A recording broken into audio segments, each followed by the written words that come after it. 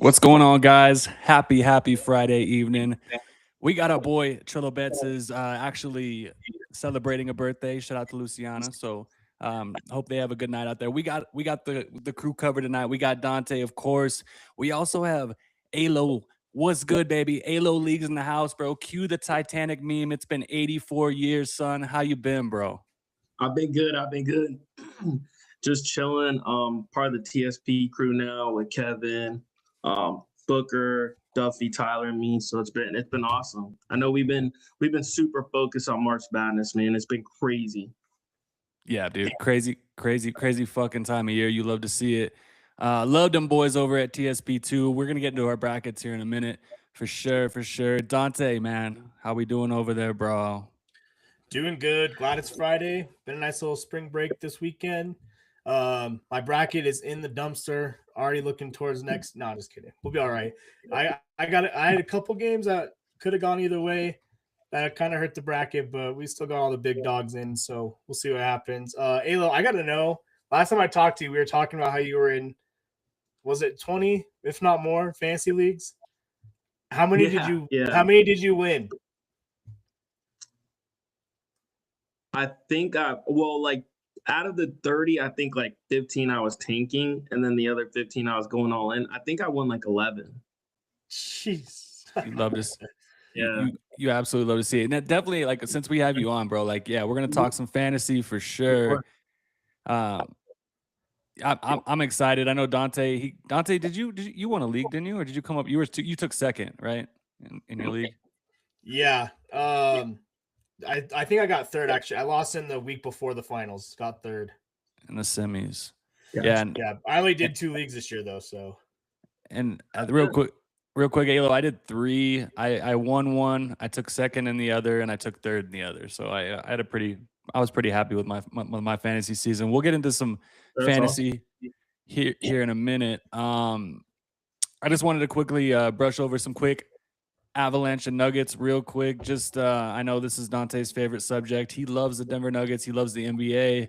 I just really want to say, after watching the Nuggets lose to the Memphis Grizzlies, this team isn't a championship team, guys. I really have seen enough. They got 12 games to prove it to me, but they got a lot of work to do. They're lazy. They turn the ball over all the time. It's just hard to watch. So going and losing to the Grizzlies was absolutely pathetic. I don't know, Alo, have you been following? Have you even had eyes on the Nuggets at all? And do you think they're a serious championship contender, or what are we doing? Yeah, so I have been following basketball. Before we even talk about the Nuggets, how about my boy Bam with 83 points in a game?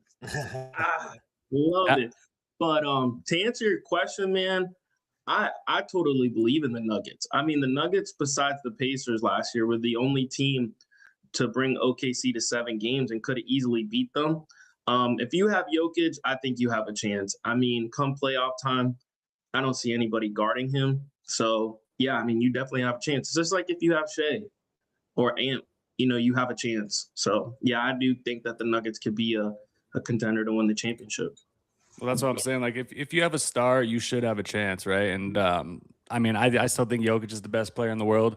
I also think that this coach is a complete bum, and I think he's in over his head. I mean, we came on this podcast when Malone got fired, and we're like, bring in an adult, bring in somebody who's been there, bring in somebody who's won a championship.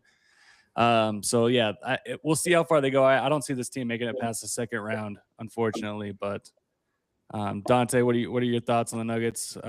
Second round exit incoming? Yeah, so they're tied, or Toronto's just took the lead 45-42, almost halftime here.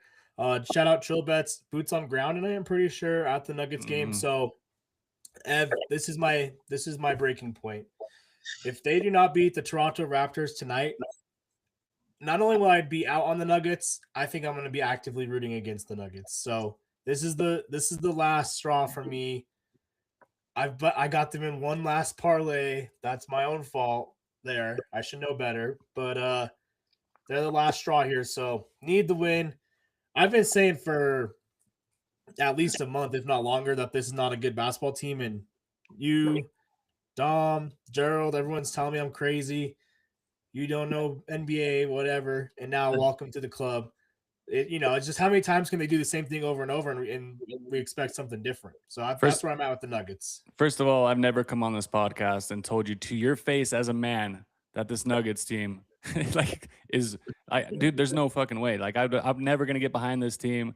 I actually threw money on them that night that they lost to the Grizzlies, of course. So not a bigger Nugget hater than me right now.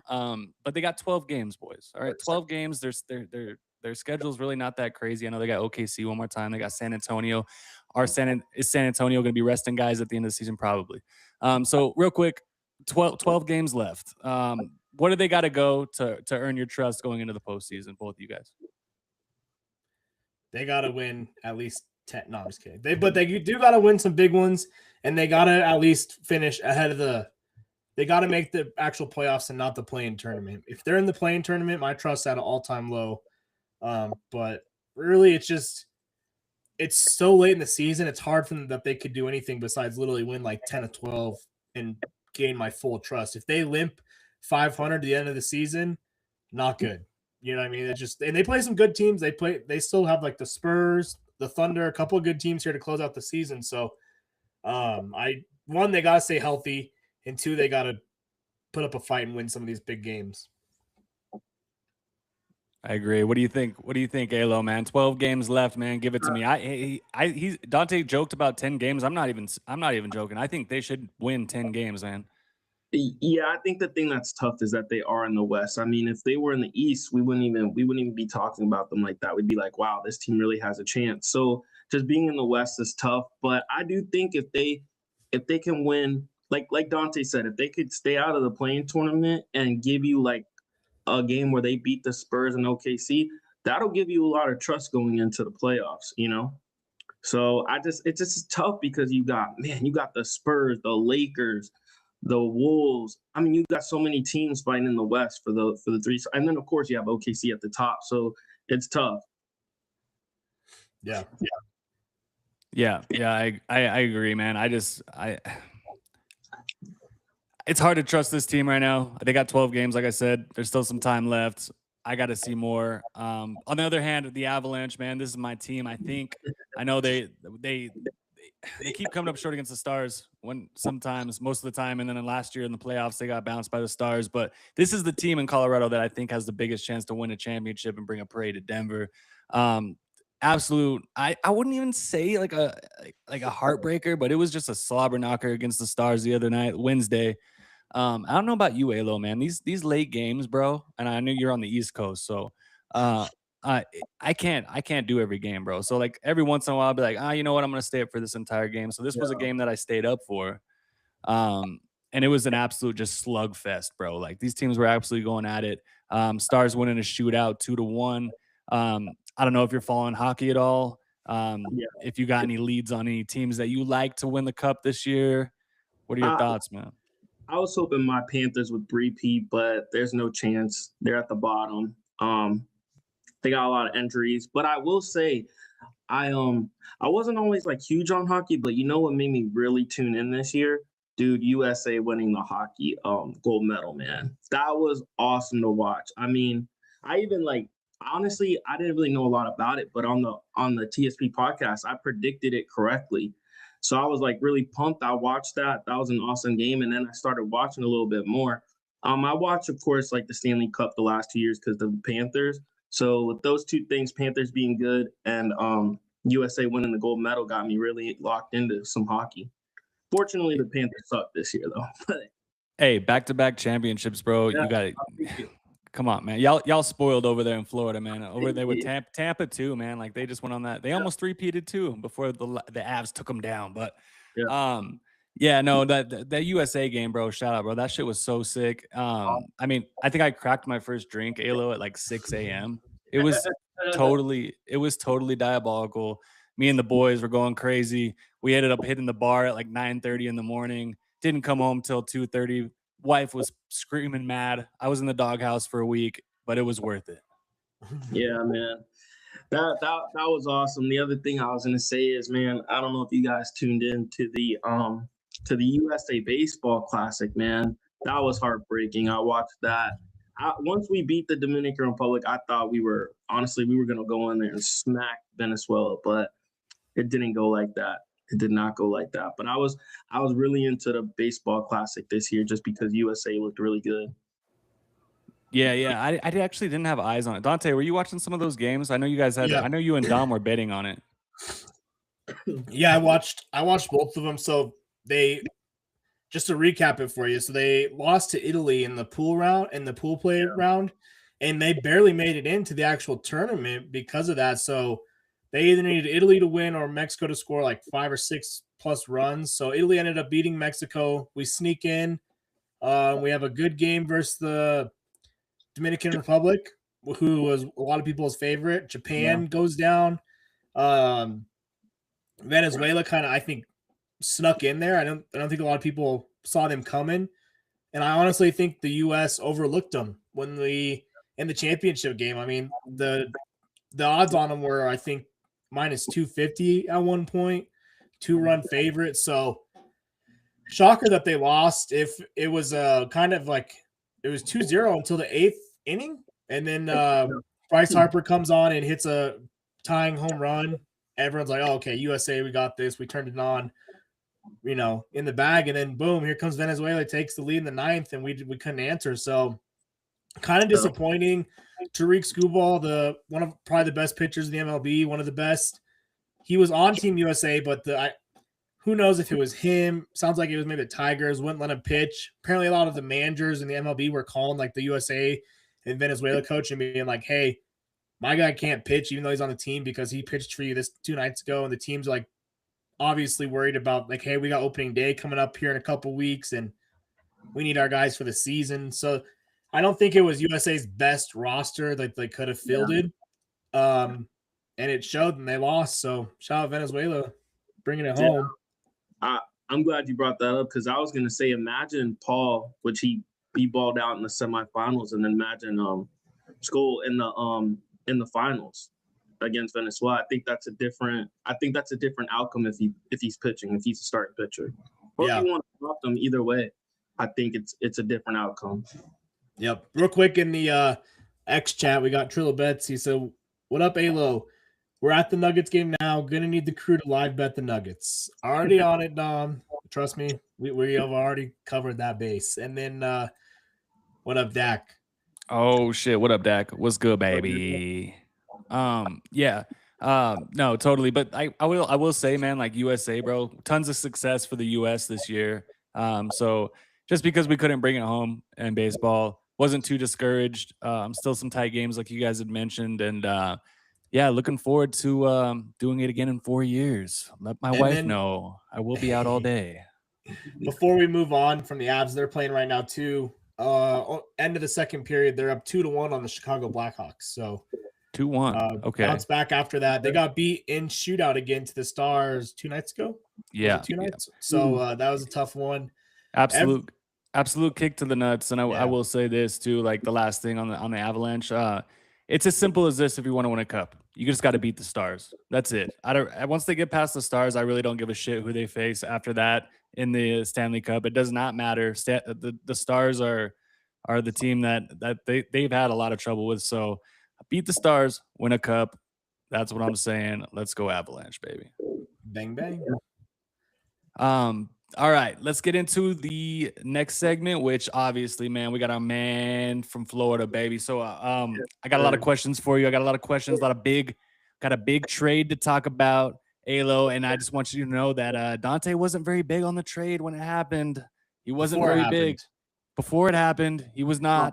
But now he's come around a little bit. But before that, word from our sponsor, Dante, Pins and Aces. You got that queued up? Yep.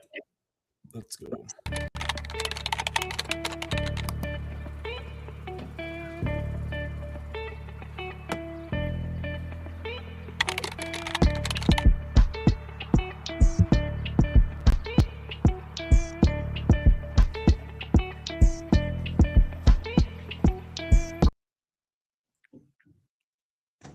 Love to see it. Love to see it. Yep. Golf season coming up, boys and girls. All right, man. Make sure you hit up Pins and Aces, Inner Crew Talk at checkout. Get 20% off. I know I'll be buying some shirts. I got some stuff to get before the upcoming season. Don't even golf that much, but I will be out there a couple times, boys. I need to start working on my game. Alo, are you golfing out there, man, in Florida? No, I do like the range though. I do like to see how far I can hit it. But we do have a lot of spots where you can golf. I mean, honestly, like I live like 10 minutes away from the beach, maybe even closer. And through that whole strip, bunch of golfing. Yeah, I Florida's mean, it's Florida, you know, you Yeah. know how that goes. Of course, it's everywhere. Alo out there just absolutely hitting piss missiles one after another in Florida. You love to see it. Let's get on to it, boys. All right, I want to talk. So those of y'all that are just joining us, you don't know, man, our guy down there in Florida, Alo, he is a Miami Dolphins fan, man. So Fortunately. hey, so first, before we get into the big trade between the Mhm. Dolphins and the Denver Broncos, man, talk to me about this rebuild that the Dolphins are going through, man. Do you think it's warranted? Did you think it was time? And what do you think about the Packers just sending everybody over to you guys? I mean, the Packers have been a great organization for a long time, so I don't mind it. Keep giving us that because we obviously have not been able to do it on our own. I will say I do appreciate the rebuild. I honestly thought we were going to hold on to Tua another year, maybe two, because just we owe him the money. But I think it was time to go. He's not the guy. I wasn't personally all in on Tua. I wanted Justin Herbert. I definitely was not trying to get to a $230 million. That's for sure. I don't think a lot of fans wanted that, but I do like the way we're going. You know, we're selling a lot of the pieces. We're getting rid of players that we know we need to get rid of and start all over. I think maybe 2028 we could start, you know, winning a couple games, but I think we should definitely tank this year. I know they fired the GM obviously mid-season. They do end up letting McDaniel go. A lot of people weren't sure about that one. Ayla, whose decision was it to pay Tua? Was that on the GM? Was it McDaniel? Was it coach? Because that's the Dolphins made the playoffs. Obviously, they beat the Broncos 100-20. It was crazy. And then from that game, the two organizations just went complete opposite directions. Denver's been getting better and better and better, and Miami just has been plummeting. Whose fault was that? Well, I'll start with the Denver part. Like, I think getting Bo Nix and Sean Payton is you got the quarterback and you got the coach. You're Dak. You're doing great if you got those two things. And in your case, you guys got a defense as well. But for the Dolphins, I think the problem was that Tua did really, really good under Mike McDaniels, and then the GM was like, "Hey, man, if I want to keeping my job, I gotta give this man the money." And you know, at that time, I'm not gonna say he deserves it, but they saw like the potential with Waddle and Tyreek out there and him. But I think it was both parties. I think the owner obviously was like, "Yeah, give him the money," because I mean, you guys know, like Dak. I just saw it on the top of it. We haven't had a good quarterback since Dan Marino. So when Tua comes out there doing what he did, it looks really, really good. You know, and unfortunately for like us, we haven't had great quarterbacks like the Packers and the Broncos. So once we see something nice, we're like, oh, let's just pay it. But it was a huge mistake, obviously, now that we look back on it. Yeah, he also says, oh, sorry, wrong one. Might be. He says mute Dante for bringing up that travesty. Yes, Dante said 120 to 20 or 100 to 20. It might as well have been. That was a horrible day for Broncos country. But I mean, like you said, we did go the opposite direction. It's both teams are going in the opposite directions. I think it's kind of hard, man. Like when you bring up like, hey, we have given Tua that contract. I mean, that's just what teams do when you think you have your franchise quarterback. That's just the going rate for a quarterback. That's just what you're gonna do. I myself, when they were like, oh man, Tua's gonna get 200 million, I was like, oh, you know, yeah, probably shouldn't. But I mean, did we know, you know, they would be parting ways with them? Did Arizona know they were gonna be parting ways with Kyler Murray? I guess not at the time, but I mean, I guess that's just the way it is. Let me ask you, man, like, do you have faith in this new coaching staff? And what are your thoughts on Malik Willis as far as being a starter for the next few years? Yeah, so well, I was going to answer the other part where you said 100 to 20. I'd rather get beat 100 to 20 and know that the next 5 years are going to be beautiful. That's just me. But That's fair. I do believe that the Dolphins are. I like what they're doing so far. I like how they're from the Packers. I like how he had that defense going until Michael Parsons went down. I like the GM, but I will say I don't know. I like Malik Willis because we got him at a good price. But I'm more like, man, 2027 is going to be rich for quarterbacks. Like it's going to be an amazing QB draft. And I just want like the best. Yeah. I mean, Dante Moore, Arch Manning, of course, even Julian Sane. I mean, it's just going to be a perfect time for you to get that franchise quarterback. And I just think getting Malik Willis kind of hurts that because I do think he's going to be more productive than Ewers and Tua was. So I think they'll win a lot more games than they should. And, we got the Jets in our division, so we're beating them. But, yeah, I think that's going to hurt us in getting that top 3 quarterback. So, yeah. Wouldn't you rather just almost get Minshew or, Geno Smith, one of these quarterbacks completely tank? Or are you, like, confident, hey, maybe Malik Willis is the guy long-term, Which is, if that's the case, it's tough because you're doing nothing to help him out, including, hey, here's your best receiver, gone, send him away. So they're obviously not really acting like Willis is the future, but they paid him a decent amount. I mean, it could have been more for sure, but that's a pretty steep contract for a guy like him, I'd say. Starting money, Alo, from Malik Willis, man. So not tank money either. Yeah, it's competitive money, right? It's like we're gonna be competitive. That's what I'm seeing. And I mean, you guys got a shitload of draft picks. What do you? Go ahead, Alo. I was just gonna say it's a lot of draft picks, but in a draft that's not so great. I know they say like the 3rd and 4th round is the best of the draft, but I will say the thing that I hope they do, they need to get Tate or Lemon, to get that wide receiver 1. You do have a chain. You get Malik Willis, and honestly, if Malik Willis is him and does a good job, I mean, you could possibly get Jeremiah Smith next year. Or Ryan Williams, and that I wouldn't hate that. I mean, Malik Willis is only 26 years old. They did put themselves in a good situation though, because if they do suck, they could get one of the 3 quarterbacks, hopefully. Well, I've seen drafts or mock drafts where I've seen the Dolphins take 2 receivers. Like Mekhi Lemon and Denzel Boston, or Mekhi Lemon and Omar Cooper Jr. So I'm with you though. I mean. Dude, I like you said, I like this 2027 draft a lot more for wide receiver prospects, quarterbacks, etc. What's the deal? I guess I'll ask, like, is Achane getting traded, dude, or like because they're saying he's untouchable? Is he not? Is Achane getting traded? If I was the GM, I would trade him.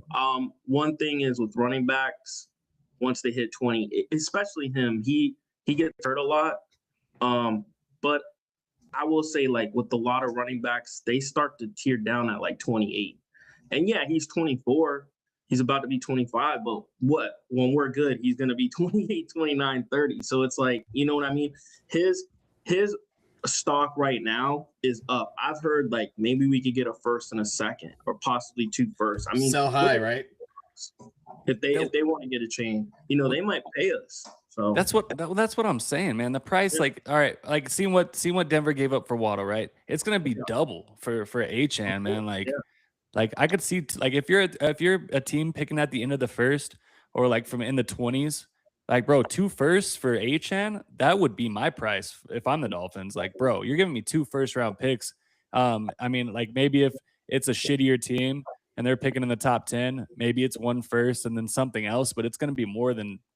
Dude, like he's a beast, bro. Like we single-handedly see, like when Tua got hurt, like that offense would just run through Achane, bro. So, I mean, the good question to ask you is, like, let's say you guys didn't trade for Waddle and you traded for a chain. Would you be mad that you gave the 30th pick and the 2027 pick up for a chain? Probably not. I mean, no, that would be great. Same thing with like the Seahawks. Imagine the Seahawks. You think they care?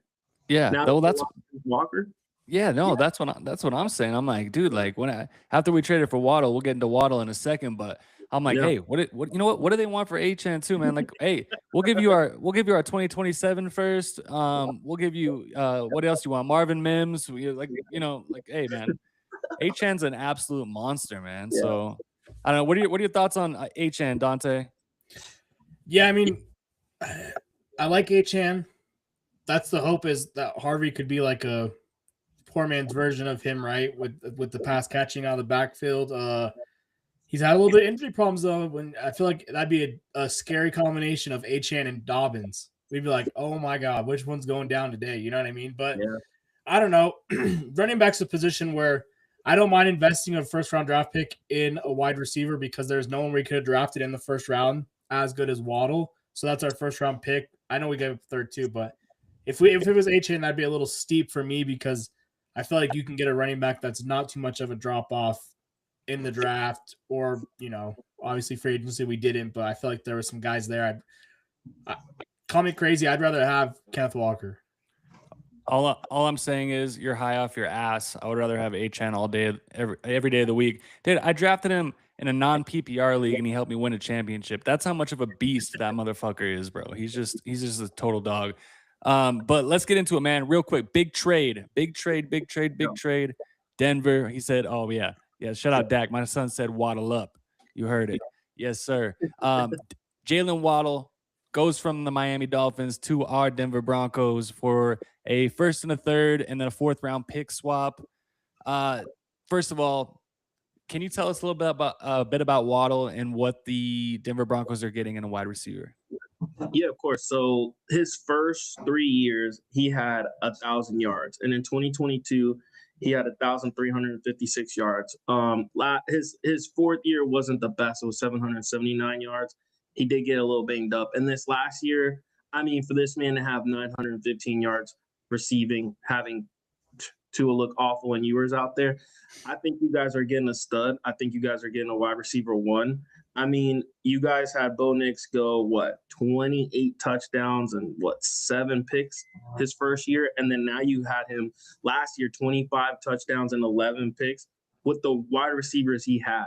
Now he has Sutton, he has Waddle, he has Franklin that becomes third, and then you could maybe add Mims in there. I mean, that's looking really nice. And you guys almost beat the Patriots without Bo Nix. So do I think Waddle helps? Absolutely. The one thing that I do think helps a lot is Waddle's going to take it down the field. I mean, even on a screen pass, a slant, he could take it to the house. And I think that's really going to help Bo Nix. I think it's an awesome trade for you guys. And I don't think you guys gave a lot up. I know a lot of people are saying you gave a 2026 first, a third and a fourth, but dude, honestly, I'd rather have your 2027 first just because of the draft class. But you guys kind of got a steal out of that because you gave us the 30th pick. I mean, that's where I'm at. It's like everyone's like, oh, you gave up a first rounder. I'm like, dude, it's practically a second round pick. Like at that point, like when you're picking that deep in the first. And I mean, we had another fourth rounder as it was. So we went from picking 94th in the third round to 108 or 111, sorry. So, and we already have a 108 pick. So we pick 108 in the fourth and 111. I guarantee you they're bunching those to move up into the third in the draft. But and we've been talking about, Alo mentioned it, like everyone said this isn't the best draft class. It's more on next year. Well, then who cares if we don't have a pick in this draft? You know what I mean? We've all been talking about reaching at pick 30 for which second rounder do we want to take in the first round, because we're just going to reach and take a guy that'll be there. It's like, and we're not going to draft anyone better with that pick better than Waddle. So, Denver fans, they cry we don't pick anyone up and do this and that, and then they cry we gave up too much. So I kind of get tired of that, because it's like, just be happy. And I wanted AJ Brown over Jalen Waddle, but I'm not going to sit here and be upset we got Jalen Waddle. I mean, that's still better than what we had, and a clear upgrade, you can argue number 1 or number 2 receiver, but perfect complement to Courtland Sutton. Yeah, that's what I'm saying too. And forgive me, I did not know Jalen Waddle was this slight. Like, he doesn't look 5'10", 185 out there on the field, man. Like, he looks a little bit bigger than that, but that motherfucker can fly, dude. I mean, 4.37, I think, what is it? He ran at the combine. So I agree with you, Alo. I mean, look, man, 910 yards with the quarterback play that Tua was producing with, and Quinn Ewers is insane. So are you saying that he steps in immediately and he is wide receiver 1 in Denver? Absolutely. I mean, I will say, I know Dante will probably say this, and you will too. Just that Bo Nix and Sutton chemistry right now, but I just think Waddle is like super elite. I mean, unfortunately for him, if you go and watch, I mean, I watched the Dolphins games, unfortunately, but if you go back and look, there was times where Ewers and Tua completely missed him, and he could have had 1,000 yards. I mean, off the one catch. So to me, I don't think Bo Nix is going to miss like that. I think you guys are going to get a lot more opportunity on offense just because your defense is nasty. So yeah, I think he's going to go in there and be wide receiver 1, or dude, maybe 1A, 1B, which is not a problem. Like if you're arguing to see which one's wide receiver 1 and they're both producing is awesome. I would rather Waddle be number 1 because Bronco fans know the ups and downs with Courtland Sutton. And on top of it, Bo Nix, he likes to throw deep. He wants to throw deep, and he just, for whatever reason, the chemistry between Franklin, who they were college teammates, so you'd think it'd be there, Mims, we do not have the deep ball down for whatever reason. So that's what excites me about Waddle is this guy is a deep ball specialist. I mean, he's fast, he's big. Let Courtland Sutton be the do the dirty work on third downs and kind of the over the middle, and that's his game. He's great at it. But Waddle can be a guy that really pushes the ball downfield for us, which is going to be nice. Yeah. Yeah, I think so. Like real quick, like the duo of Waddle and Sutton, man, in the NFL, man, is it? What would you say? Like, I know. It's not Jamar, it's not T Higgins, it's not CD, it's not Pickens. But anything past that, like, I mean, are they right up there with kind of like AJ Brown, Devonta Smith? What are your thoughts, man, on this wide receiver duo in Denver? Yeah, it's top 5 for me. I mean, you put in, like you said, Chase and Higgins for me, CD Lamb and Pickens, Puka and Adams. I think those 3 are by far ahead. Mm-hmm. I just put AJ Brown and Devonta Smith ahead just because they've won a Super Bowl. But Pelts on the wall. Yeah, you guys are gonna surpass them because I don't think AJ Brown's there after June 1st. I think after June 1st he's traded. So but let's say he stays. You're looking at top 5 wide receiver duo. There's nothing wrong with that. And you guys were 3 points away or a touchdown away from making the Super Bowl. So I honestly think the Broncos definitely did what they needed to do because that was their weakest position. I believe that was their weakest position was wide receiver, and you guys fixed that in the offseason. So he got wide receiver 1, a great player. So I honestly think, man, I don't know, man. I think Bo Nix wins MVP if he stays healthy. This might be the piece that pushes him over the edge to be like an over 4,000 yard receivers or 4,000 yard a passer. So hopefully, I mean, that's where I'm leaning. This kind of feels a lot like Emmanuel Sanders and Demaryius Thomas to me, like this Broncos pairing, man. He has the exact same size as Emmanuel Sanders practically. So I love it. I was super pumped when this happened, man. I don't know if you were all on X and like during the NFL first stages of NFL free agency, Broncos fans were tearing their fucking hair out to the point where it's like, dude, like Sean Payton had to like block like anybody from coming at him on Twitter because I guarantee you Broncos fans were just coming at him hard, bro. So at Crew Talk Sports was. Yeah, me do something, motherfucker. Jesus. Let me ask you a question. Like everybody was getting them that are Broncos fans, but what did you want him to get in free agency? I mean, the best option was probably Mike Evans, right? Wendell Robinson.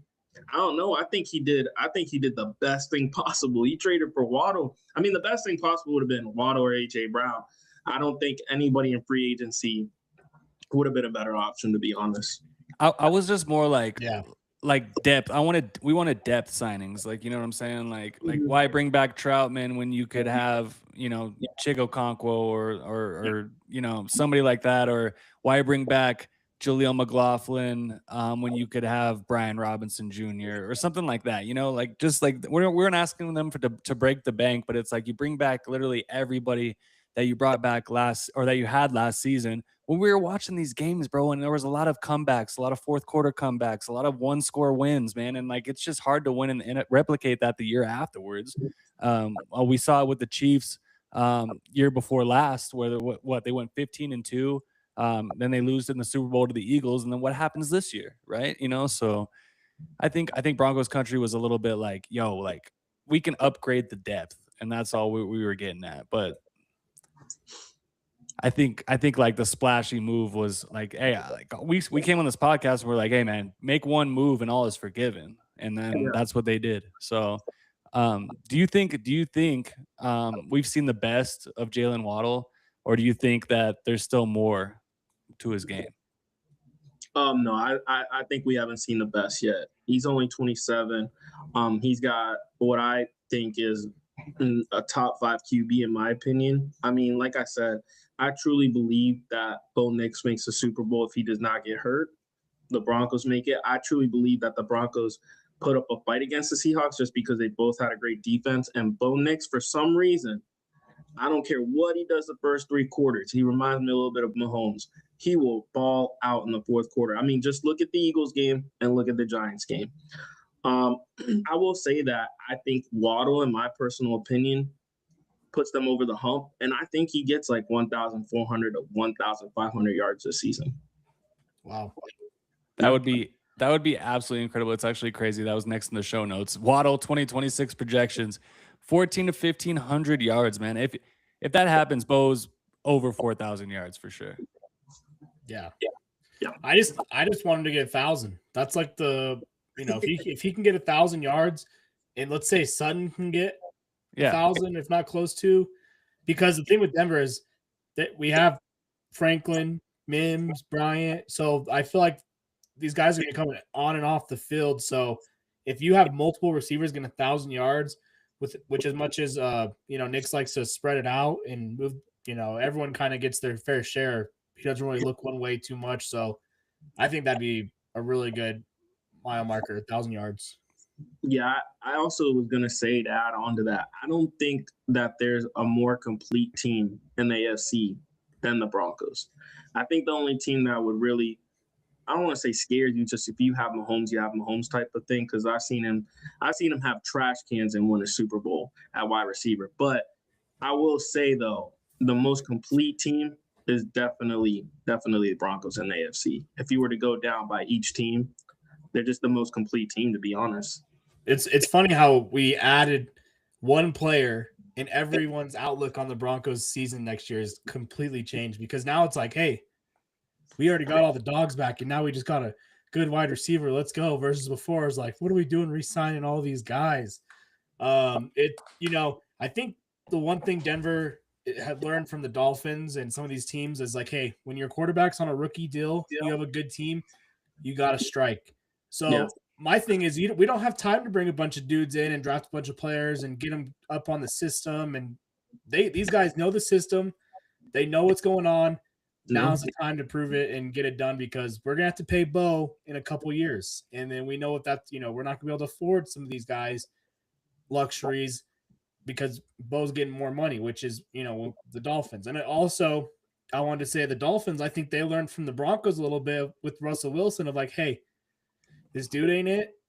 We're moving a different direction. Let's just cut ties, eat the dead cap, and move on versus just having this guy stick around just to stick around. So, I feel bad for the Falcons.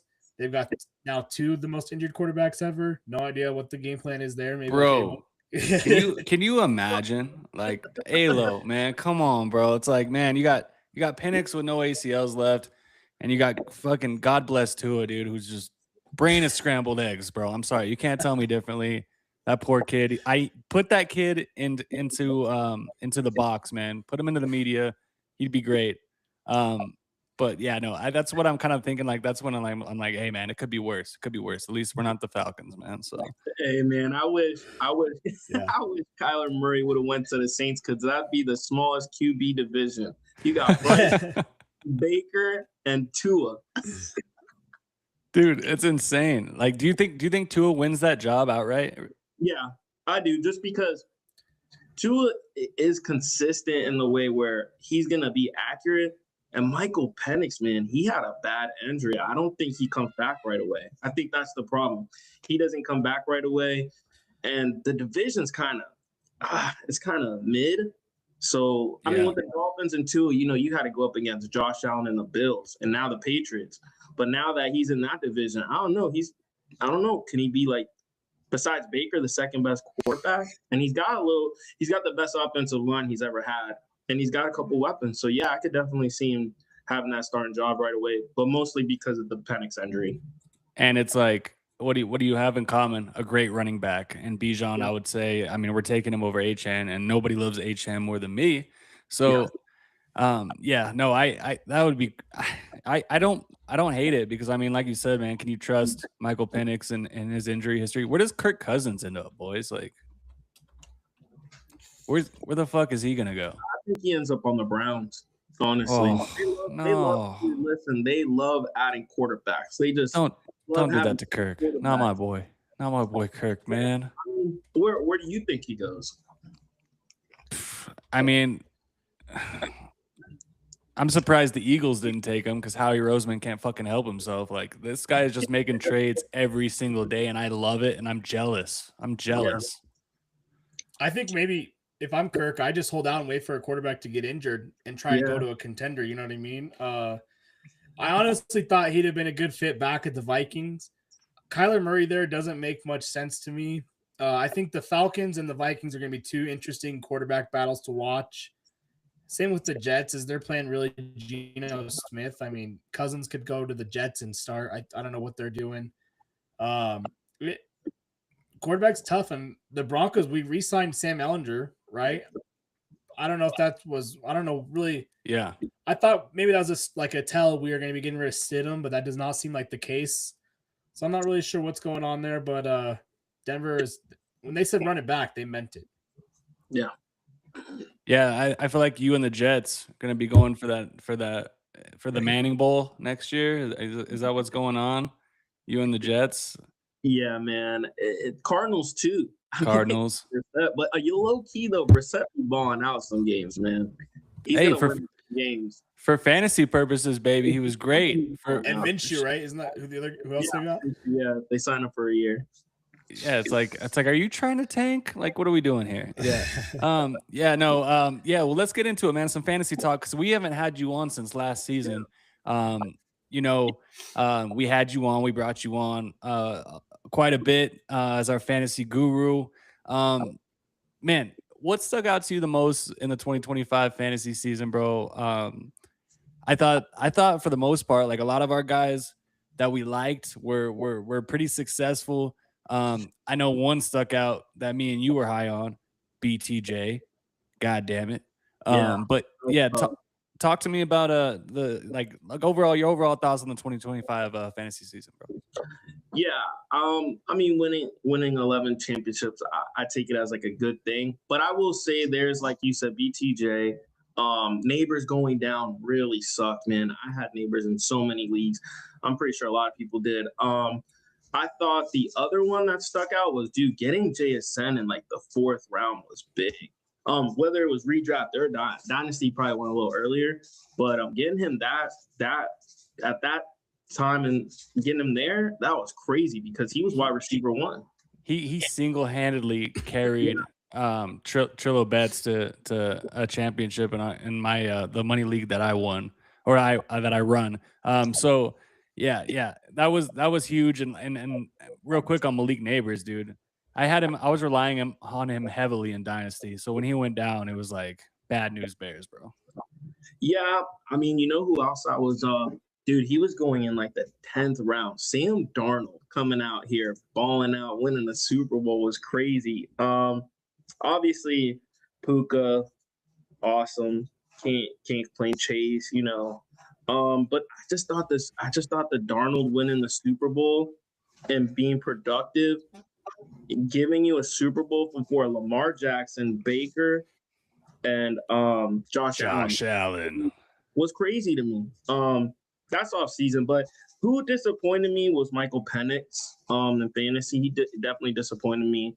Jaden Daniels disappointed me. I mean, I've told a lot of people that is he talented? Absolutely, but he's so fragile. He gets hurt a lot. Yes. That's just me. I know a lot of people argued with me, especially when he went to the NFC Championship. But I just saw that. Another person that disappointed me. I mean, this man just can't get out of trouble, dude. Rashee Rice. I mean, he just in trouble all the time. Tyreek Hill going down, breaking his leg. Definitely Real quick on that. Tyreek Yeah. Hill, is he making a comeback or is he donezo? I think he makes a comeback just at the end of the year. I think with the injury he got, he won't be like 100% to like the end of the year. But I mean, look at it this way: like, what happens if like the Chiefs get him? What happens if like the Eagles get him? Because we know that Howie likes to make some crazy stuff, like you said. I mean, those two teams I see, even the Broncos. Like, what about if you guys give him, not that much money for a year, and he helps y'all? I mean, he's not. The talent was still there. He just had Tua as his quarterback. He was in a tough situation. All right, real quick, I want to answer from both of you boys. Call your shot right now, and we will not hold it against you for here at Crew Talk Sports. We don't do that. We just make you chug a buzz ball if you're wrong. Where does Tyreek play in 2026? I'm gonna go Chiefs. Chiefs. Yeah. I mean, if not the Chiefs, the Ravens. Yeah. Or like that's where receivers go to die. They go to the Titans or they go to the Ravens. So, Yeah. I think what about the Bills? Ooh. Little Be a good sweet fit. revenge there. Little to get back. like I don't know. Yeah, I like the Bills. I just think I'm super high on the Chiefs just because, like I said earlier, Rice can't stay out of trouble. Which, hey, we talked about Dynasty earlier. I had Rice as well. So I got Rice, I got Neighbors, and I got Drake London. And then Drake London was having a great season, and then he gets hurt. I'm like, Jesus, man, like couldn't get out of my own way. Yeah, we'll monitor Tyreek. I think he did post like that Snapchat where he was like back in Kansas City, and it was like, oh, what's going on? I think that would be the right place for him, honestly. But yeah, I mean, yeah, go ahead, Dante. I was gonna you talked about some guys that surprised you. Mhm. For me, a sleeper was RJ Harvey. Yeah. For fantasy wise, I'm looking at the numbers here. RJ Harvey finished with more fantasy points than Justin Jefferson, CeeDee Lamb, Jalen Waddle, Devontae Smith, Kenneth Walker, DK Metcalf. So this was a guy that people were getting. Obviously, in Denver drafts, he went a little bit higher just because we're all homers. But 5th, 6th round, the second Dobbins got hurt, he kind of skyrocketed, had a huge second half of the season. This was a guy that was on a lot of winning team rosters just because he was the only option for Denver for the whole second half of the season. So that's why fantasy is so hard because, like Justin Jefferson, I don't think he missed any time. But when you don't have a quarterback, receiver is just such a quarterback-dependent position. It's hard to a lot of big names don't always produce. But you look at Jefferson, he's still at 1,000 yards, and I'm like, how? Like, and 2 touchdowns, I think. I have a friend. Shout out to my boy Josh, who's a Minnesota Viking fan, and as soon as they signed Kyler, I was like, better get your Kyler Murray jersey on order, bro. And he was just like, hey man, I was like, all I need you to let me know is Jefferson back? Is he back in first round conversation in fantasy? And he said, hey man, he had 1,000 yards with the worst QB play in the NFL. So what's he gonna do with Kyler Murray? And I'm like, I don't trust Kyler Murray still. I was gonna say, I mean, Dante hit it on the nail. Like players I'm out in 2026 is Jaden Daniels, JJ McCarthy, Justin Fields, Justin Jefferson, and CeeDee. And with Jefferson, it has nothing to do with talent. It has to do with QB play. Let's ask Marvin Harrison about Kyler Murray because he couldn't see him down the field at all. He can't see down the field. He's 5. This man said he's 5'10". Come on, he's smaller than all 3 of us. Then you add CeeDee Lamb. It's nothing to do with talent. I think CeeDee Lamb is awesome. I just think George Pickens is right there with them. It's like they said, 1A. I truly believe that, and I think it takes away targets from him. He was on my list too. I'm not touching CeeDee Lamb again. I am not spending a first round pick on CeeDee Lamb ever again. I did it twice in a row, Alo. Twice in a row. So this last season, I did it. I picked him number 2. I was like, oh yeah, having Pickens is going to be great. It's going to, open up the field. And it wasn't bad, but it just wasn't. It didn't warrant spending a first round pick on him at all. So I'm with you, man. And I think like you're right. As long as Pickens is there, dog, it's like how far in the draft this year would CD have to fall for you to consider taking him? I took him in a draft, in an early draft we did, but he fell to like 205. So like middle of the second round. Yeah, if he's like 204, 205, I'm taking him. I'm not letting him go at 204, 205. But I can see where the first round, no way. Yeah, I agree, man. What are your thoughts on CD, Dante? I mean, it's just there's not a lot of good top end wide receivers. That's what we kind of realized with Denver trying to acquire one of these guys is I trust CD more than I trust Pickens to have another year like he did. I think, I mean, Pickens is good, but I don't know. The Cowboys, though, they've made some improvements. It's tough to say because the draft's going to tell us a lot too. Like some of these teams, if they go out and draft a wide receiver, you're like, oh, okay, something's up here. The Cowboys are one of those teams where you think they've got 2 elite wide receivers, but if they go invest in another position at wide receiver, tells you one of those guys, because Pickens is on his franchise tag, right? So yeah, between CD and Pickens, one of them might not be back the following this season. So we'll see what happens there. I'm still taking him end of the first round for sure. Not over Puka like this year.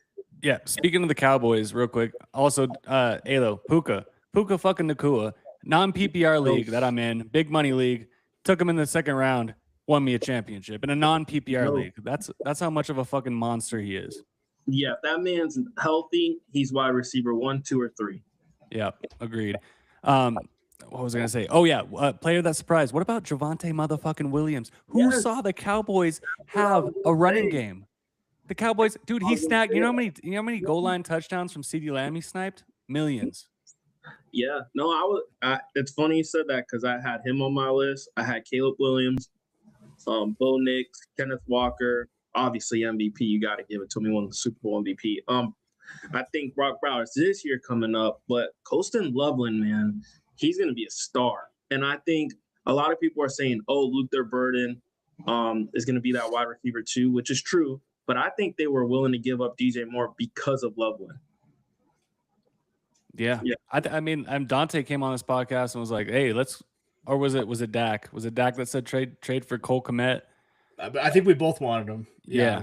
Dak and Dante were like, hey, Broncos, go get Cole Kmet, man. If they got Colston Loveland, man, there's too many mouths to feed over there in Chicago, an abundance of weapons. What real quick while we're on the Bears, who emerges as wide receiver 1 in Chicago?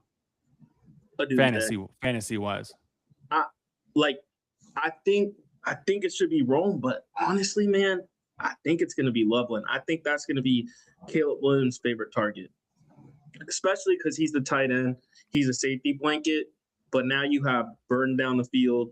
You have Rome giving you the tough catches, like a Mike Evans kind of type. And then now you have, you could put Loveland anywhere. He's a dog. I do think Loveland will be their number 1 target.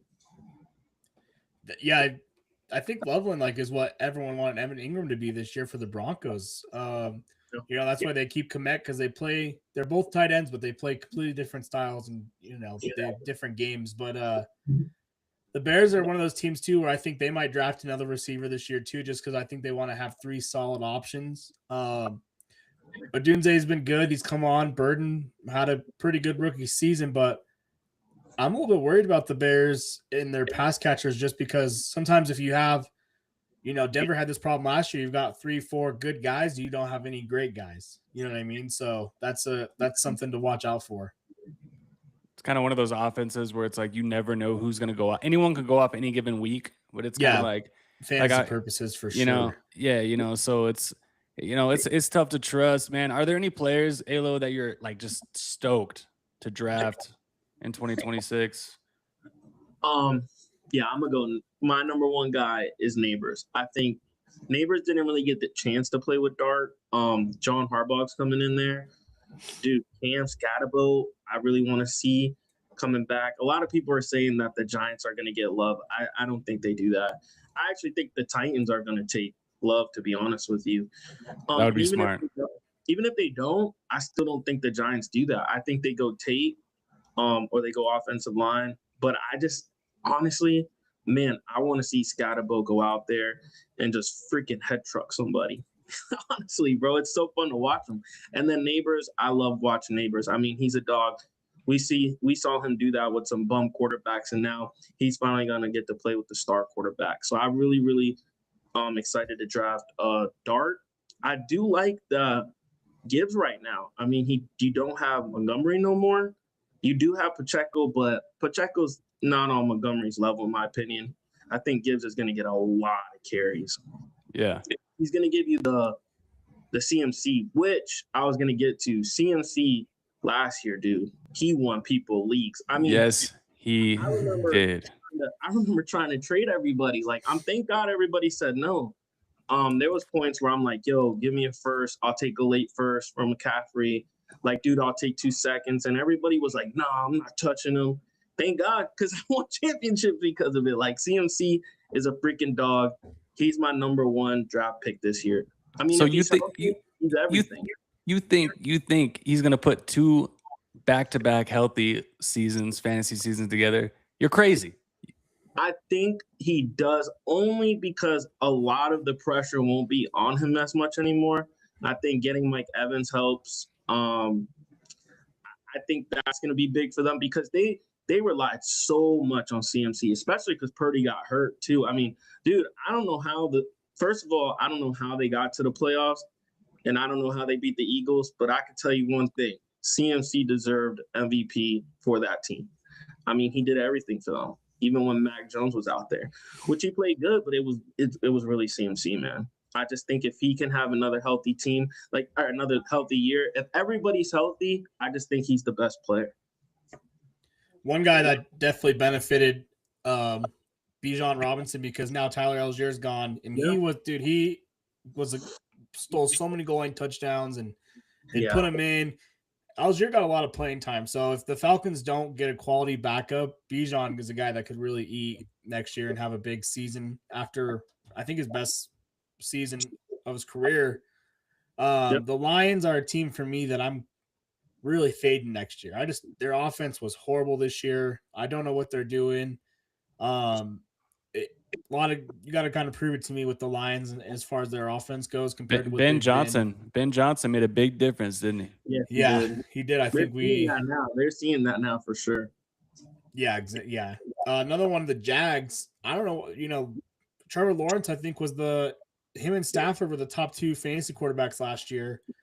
You lose Etienne, I think that's a huge loss for them. Especially, they're obviously going to have to be looking towards the draft for a running back. They didn't sign anybody. Travis Hunter, they said is going to be playing a little bit more cornerback. Is what I think I saw. Yeah. Jacoby Myers, Brian Thomas, what's he doing? So the Jags are one where I'm going to make them prove it to me 2 years in a row. I don't think I'm going after, like, actively seeking any Jaguars in drafts. Like, I think it's more of like, hey man, is Tootin here? All right. I'll gamble on Tootin. I'll gamble on Parker Washington, who was dude, that motherfucker was producing towards the end of the year. Absolutely. But like you said, we got to let the draft play out. They're for sure taking a running back, like you said, Dante. So yeah, no, I mean, like we said, like, we got to let the draft play out, but I'll be with Dante. Like, Bijan, he's my number 1 just because, like you said, Algier is gone. The Lions signed Pacheco. He's going to be stealing some goal line from Jahmyr Gibbs for sure. I don't think he's as good as Montgomery. I don't think. No, I don't either. But I would rather just, like, we'll see. Like, Atlanta's probably bringing in a rookie, and is a rookie really going to trump? I think Atlanta's looking at it like Bijan is our best player. The offense is going to run through this guy, and if Tua is the starter, we've seen him do it with Achane too, right? So yeah, honestly, Neighbors is my favorite, but if I had a sneaky pick, you guys aren't gonna love this one. It's just the situation. First, I think this team wants to get away from relying so much on Mahomes, And bro, there's nobody in that backfield for Kenneth Walker to have to like share with. I mean, Kenneth Walker's really good. He's only 25. His only issue was him and Charbonnet. We didn't know who was gonna get the ball, but there's no issue anymore. He's on that backfield with the Chiefs. Nobody now that they got rid of Pacheco, I could see him being a stud in fantasy to take. They're gonna run him into the absolute ground. Absolutely. So we know what he's going to do to him. A lot of us wanted Walker big time, and the Chiefs are like anywhere but the Chiefs. That was the one spot we didn't want him to go. So, but no way is Walker a first round pick, right? Beginning a second. First, no. Maybe beginning of third and maybe the end of the second. I would think. Yeah. I think though, like by next year, we're gonna all be like, dang, we should have took him in like the middle of the second or beginning of the second, just because nobody's fighting him with touches. That's the thing. And Mahomes we don't know when he's coming back. Yeah, that's true. That's true. Like I have Walker in Dynasty Halo. So tell me why I shouldn't make some offers to try to flip Kenneth Walker. And what do you think I can get for Kenneth Walker in Dynasty? I mean, with Dynasty, it's a little different. If your teams win now, I wouldn't trade them. If your team is like in the middle and you could get like maybe some people get hungry in Dynasty, man. They'll give you 2 firsts.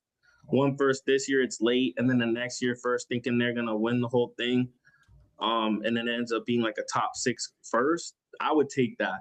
But if your teams win now, I'm not getting rid of Walker because like you just said, they're gonna run him into the ground. We don't know when Mahomes is coming back. And when he does come back, do they really want to run Mahomes into the ground? Bro, Mahomes was the leading rusher for them. That's crazy to me. And now you have Walker. You got to utilize him. And I would not trade him if your team is a top playoff team. No. Yeah, I was in the championship last year, but the thing is like I'm not trading Walker. I limped to the finish line, completely ran out of gas, and I'm like, dude, I don't know. I might field some offers for Walker, but I definitely see what you can get. Definitely see what you can get for sure. Yeah. And he's only 25, man. He's only 25. Going to be torturing the Broncos for the next 3 years, probably. God damn it. You hate to see it. Yeah, just completely ridiculous. But yeah, looking forward to this 2026 fantasy season, man. Like, yeah, we got to find a way to get Alo and Dante into the TSP Dynasty Campus to Canton League, bro. Have you heard about this shit? Alo, why aren't you in it, bro? What is going on? I don't know, man, but I would definitely love to be in it. I don't want to speak for Dante, but I'm pretty sure he'd love to be in it too. Yeah, I'm taking Gerald's team. He doesn't know yet, but I'm taking it. Yeah, I feel like there's one of my other friends, Matt, who's probably gonna be like, nah, man. So if we got teams available, we gotta figure this out. We gotta keep this going. My only gripe is TSP. We gotta up the buy-in, son, because it is tons of work. But we'll talk about that at another point. Anything else, man? Fantasy wise, boys. Anything at all? Because I'm ready. I'm locked in. As soon as the draft is done, I'm gonna be doing mock drafts. Yeah, we'll be doing mock drafts on here. But anything else with fantasy, boys? I wasn't gonna say it. I mean, it ties into fantasy. I was just gonna ask you guys, what do you think?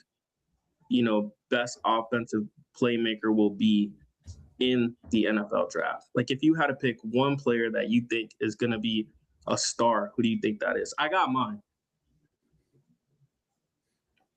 Who do you got? Me? Oh, I just think what this team has done so far and who they hired, I'm going to go Fernando Mendoza. I think Fernando Mendoza gets on the level of Joe Burrow. I really do. I know a lot of people get on me for it, but I just think the way he is, what they're doing, what the Raider organization is doing, I think he's going to be a stud. I don't know you guys. Here's the thing with the Raiders. They could have the best team ever and they'll still blow it. But no, you're right, Alo. I mean, I drafted Genty in fantasy this year because I was pretty high on him, and he got a pretty disappointing season for where he was getting drafted.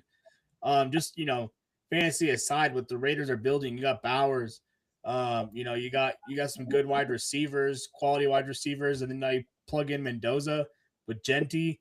They got a recipe that they could get good quick. Mendoza, he's like Kirk Cousins 2.0. I'm not, I'm glad he's going to be a Raider because it's going to be easy to hate on that stupid, cheesy face of his and all this stupid post game talk. So I'm glad he's gonna be a Raider because it'll be easy to root against him, but I don't know. You got to prove it to me. We've seen that jump from the college to the NFL. It's no joke. So I'm not buying a Mendoza jersey yet. You know what I mean? Yeah. If Mendoza was going to like a winning franchise, I'd be like, okay, maybe I could see that. Yeah. I don't see it, Alo. I don't. Nicest kid ever. Nice guy for sure. I just think that he gets hit in the face by Nick Bonito, and it's just like, dude. Like the Jets, they just always find a way to mess it up. Like the Raiders, yeah. Like, hey, maybe. Hey, just ask Sam Darnold. Yeah. Yes, like exactly. Mendoza will go somewhere else in 8 years and win a Super Bowl. Like that's just, It's true. Yeah. I don't know. We'll see, man. Like you said, man, this quarterback class this year is pretty uninspiring, but there's gonna be a couple that end up being starters, right? So, any other names besides Mendoza that you kind of been looking at, like maybe Drew LR, or I'm seeing maybe Cole Payton from North Dakota State pick up a little bit of steam. That's who I'm gonna go Ty Simpson because I think Ty Simpson goes to the Rams, and if he goes to the Rams, I mean, there's not a lot of quarterbacks that have talent that can't be good on the Rams. I mean, the Rams with Sean McVay, he might have me out there looking decent. That would be a great pick by the Rams. I'm with you. I think Ty Simpson at 13. I know it's not like because the Rams absolutely need nothing right now. There's no like real position that they really need, especially with the trade with the Chiefs, Trey McDuffie. Yeah, so why not go and this is the time where you could, because they're not drafting 13 again. They're not drafting 13 next year. So yeah, try to get Ty Simpson for your future. At 13 though? Yeah, I mean, quarterbacks are premium. If you don't get Ty Simpson, you're gonna go wide receiver. But I think Devontae Adams has like 3 more years. I mean, he hasn't shown any slowdown, and he doesn't have to be wide receiver 1. Puka, we know Puka's wide receiver 1. Well, apparently the Rams are in on AJ Brown too. Yeah, and let's say they do get AJ Brown, then what? Then Devontae Adams is your third, and AJ Brown's only 28. So to me, it's like, getting Dart at 26, everybody was like, "Oh, the Giants, what are they doing?" Look at them now.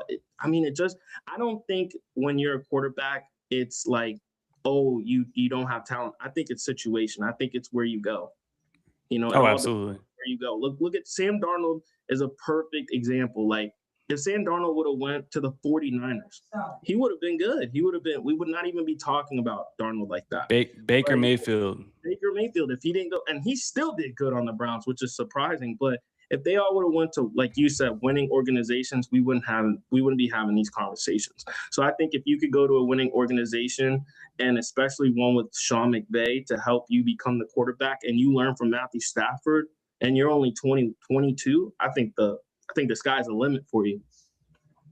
Yeah, all this draft talk just makes me more. I'm bummed. I'm bummed that the Broncos don't have a first-round pick anymore. But you know what? It's all right because we got our boy Jalen Waddle, and I know you're going to be rooting for Jalen Waddle. Are you drafting any shares of Jalen Waddle before we move on?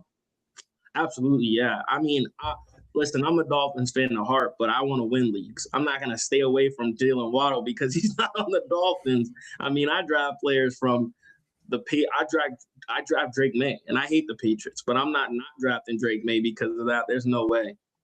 Do you think the Patriots come back to earth a little bit this year? Yeah, absolutely. I do. If they can't get AJ Brown, I don't think they win the division. I would give the division to the Bills. Yeah, what do you think, Dante? Yeah, I don't know what's going to happen with the draft's going to tell me a lot with the Bills and the wide receiver position. I know they got DJ Moore, but I'm not like sold on that. If AJ Brown does go to the Patriots, that's going to be crazy for that division too, or with Bills and Patriots. But I think the AFC is a little bit of an arms race. You got the Broncos, the Chargers, the Chiefs, they're all reloading. You got the Patriots and Bills are going to be in it. I really like what the Steelers have done so far this offseason. Yeah. The Ravens, we talked about how last year there was no Mahomes, no Lamar. So it was really Josh Allen's biggest or best chance, and then you get Knicks playing spoiler and all that. So the AFC is going to be super fun to watch, and then you're going to have like the Raiders who are on the come up. The Bengals, do they bounce back? Do they figure out how to play defense and actually tackle somebody? The AFC is scary. It's competitive, and Denver's window, it's tiny. It's a little small window out the back of the house. This ain't the front door window, so we need to make the most of it. Yeah, Dante, go ahead, Alo. I was just gonna ask Dante because he was naming the Chargers, the Chiefs, in the AFC West. Do you think that's the toughest division in football? Yeah, I think so. I mean, NFC North used to be, you've got the Bears, the Lions, Packers, Vikings, but I feel like Chiefs, Chargers, Broncos are all better than those teams. Yeah. That might be the most competitive one, top to bottom. And if the Raiders do take a step up, then who knows? Right. But yeah, I mean, not every division can be the AFC South, you know what I mean? So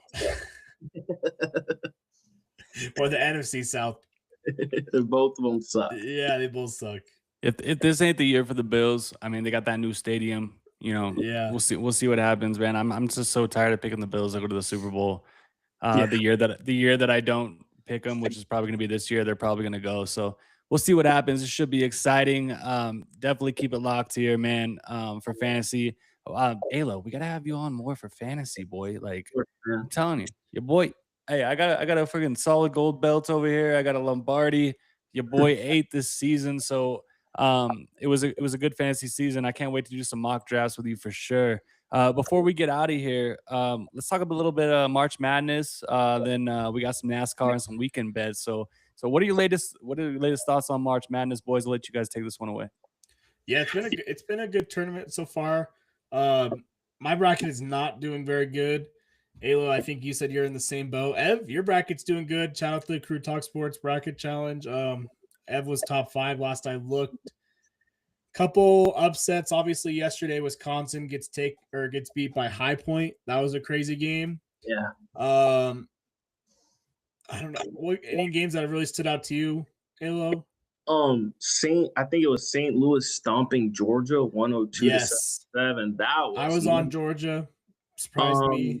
The one game that I love so far, my favorite game was, Santa Clara versus Kentucky. What a freaking game, dude. The last 24 seconds, Santa Clara hits 3. They're up. I'm thinking, oh my God, they beat Kentucky.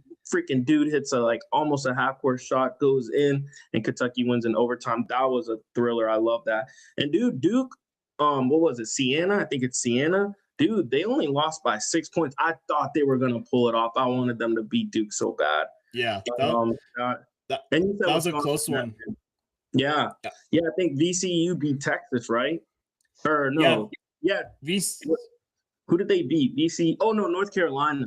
They beat them in overtime. Yeah. So North Carolina was up 19 points. VCU stormed back to beat them. I had North Carolina in my bracket, of course. Texas beat BYU. That was an 11-6 upset.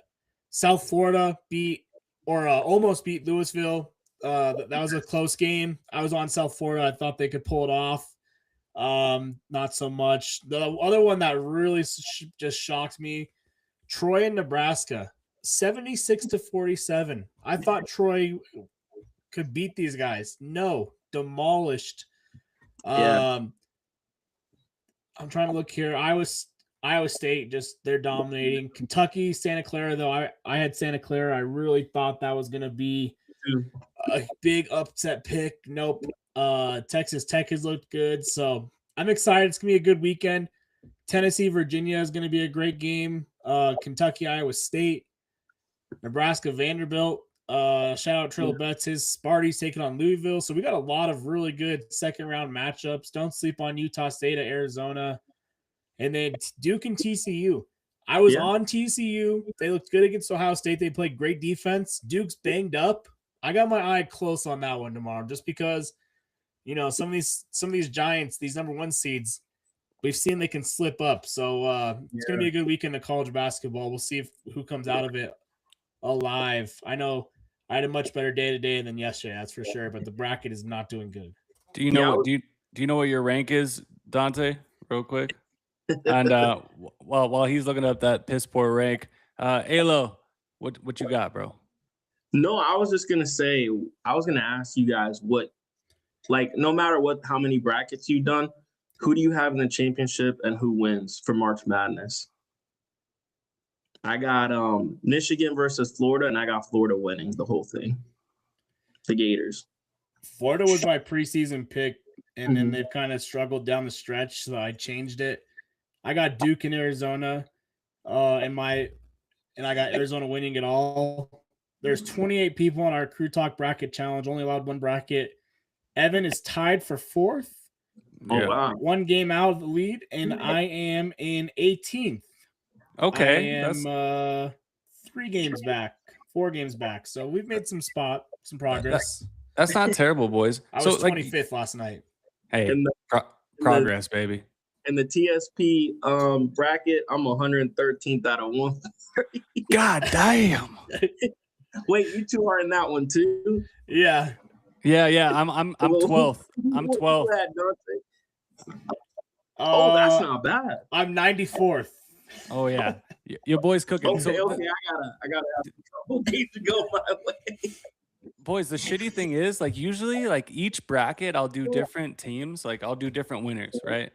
But I couldn't figure out how to do it this year. It's like, so every time I joined a group, it just logged in the first bracket that I had filled out. So I just rocked with it. So I have the same bracket in all three groups, but my work group, group size 60, I'm ranked 3rd. So your boy's right there, 3rd, 4th, and 12th, which means it's all going to shit within the next couple of days, and I'm going to be at bottom of the barrel.